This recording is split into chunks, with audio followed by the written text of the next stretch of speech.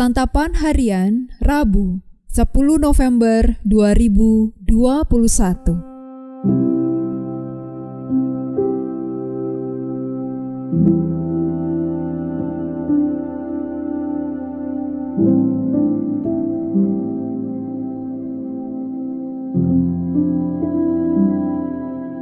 Inilah program Santapan Harian, sebuah program yang mengajak Anda menelusuri isi Alkitab, agar Anda menemukan makna firman Tuhan sesuai dengan konteksnya.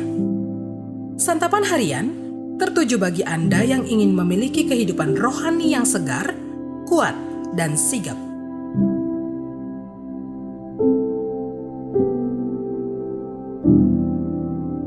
Hari ini kita akan membaca 1 Timotius pasalnya yang pertama, ayatnya yang pertama hingga ayatnya yang ke-11. Namun sebelumnya, mari kita berdoa. Kami yakin saat Engkau berfirman, ya Allah, hidup kami hanya ditentukan oleh perkataanmu.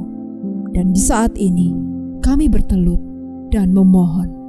Bersabdalah bagi kami, ya Allah, karena kami siap mendengarkannya. Di dalam kebenaran sabdamu, Kristus Yesus, kami memohon. Amin. 1 Timotius 1 ayat 1-11. Dari Paulus, Rasul Kristus Yesus, menurut perintah Allah Juru Selamat kita, dan Kristus Yesus, dasar pengharapan kita, kepada Timotius, anakku yang sah di dalam iman, kasih karunia, rahmat dan damai sejahtera dari Allah Bapa dan Kristus Yesus Tuhan kita menyertai engkau.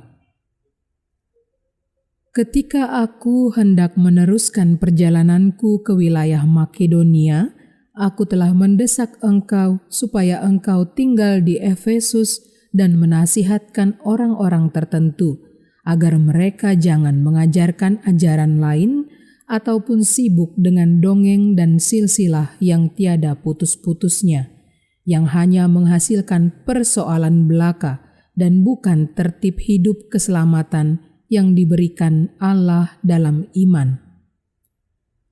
Tujuan nasihat itu ialah kasih yang timbul dari hati yang suci, dari hati nurani yang murni, dan dari iman yang tulus ikhlas. Tetapi ada orang yang tidak sampai pada tujuan itu dan yang sesat dalam omongan yang sia-sia.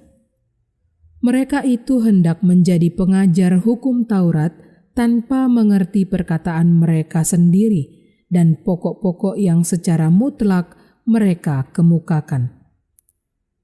Kita tahu bahwa hukum Taurat itu baik kalau tepat digunakan, yakni dengan keinsafan bahwa hukum Taurat itu bukanlah bagi orang yang benar, melainkan bagi orang durhaka dan orang lalim, bagi orang fasik dan orang berdosa, bagi orang duniawi dan yang tak beragama, bagi pembunuh bapa dan pembunuh ibu, bagi pembunuh pada umumnya, bagi orang cabul dan pemburit, bagi penculik, bagi pendusta, bagi orang makan sumpah, dan seterusnya, segala sesuatu yang bertentangan dengan ajaran sehat, yang berdasarkan Injil dari Allah yang mulia dan maha bahagia, seperti yang telah dipercayakan kepadaku.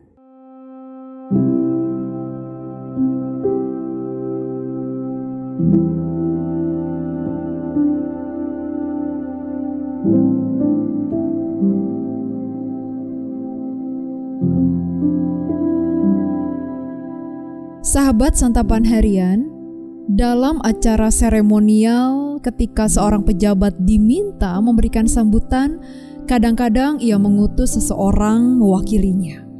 Umumnya hal itu terjadi karena ada tugas bersamaan yang secara status lebih tinggi atau tidak bisa ditinggalkan. Sekalipun yang hadir adalah orang yang berbeda, orang yang mewakili tetap membawa bersamanya kewibawaan pejabat itu. Rasul Paulus menyebut Timotius sebagai anakku yang sah di dalam iman.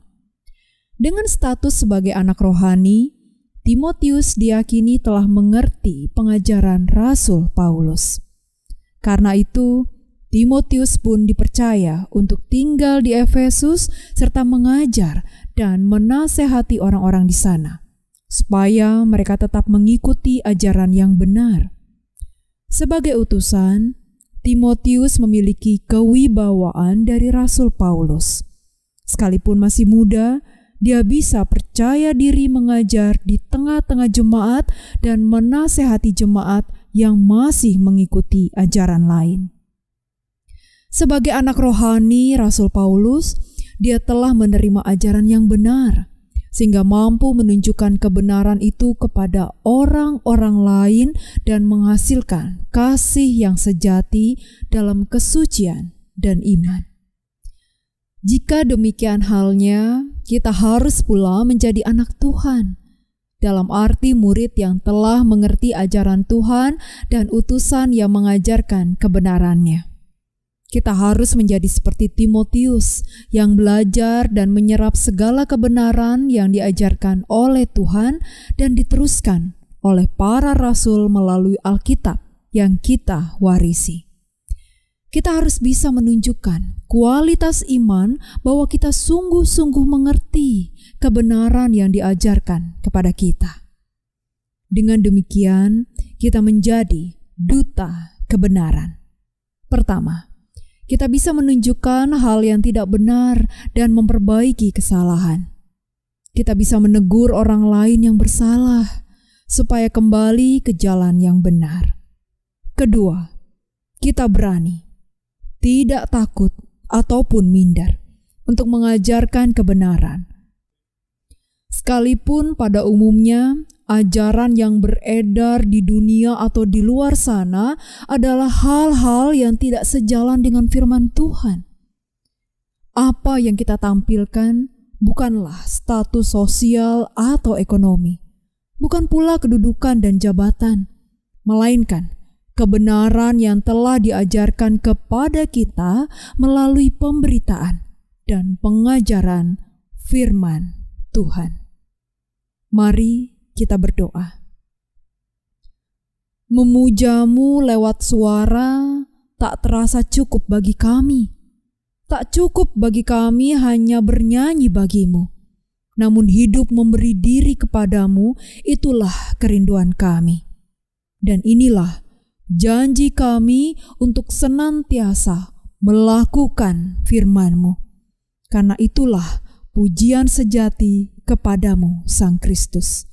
Di dalam anugerah kasih-Mu Kristus Yesus, kami berjanji. Amin.